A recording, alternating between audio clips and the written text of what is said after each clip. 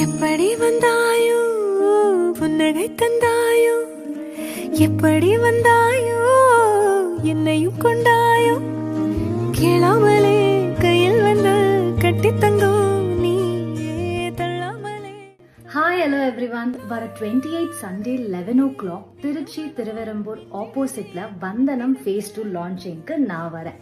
phase 1 already launch பண்ணி 100% sold out பண்ணிட்டாங்க. இப்போ phase 2 லான்ச் பண்ணியிருக்காங்க. அதுல சூப்பர் அண்ட் எக்ஸைட்டிங் ஆஃபர்ஸ் தராங்க. நீங்க ஃபேமிலியோட வந்து சைட்டை விசிட் பண்ணாலே உங்களுக்கு சில்வர் காயின் ஃப்ரீயா தராங்க.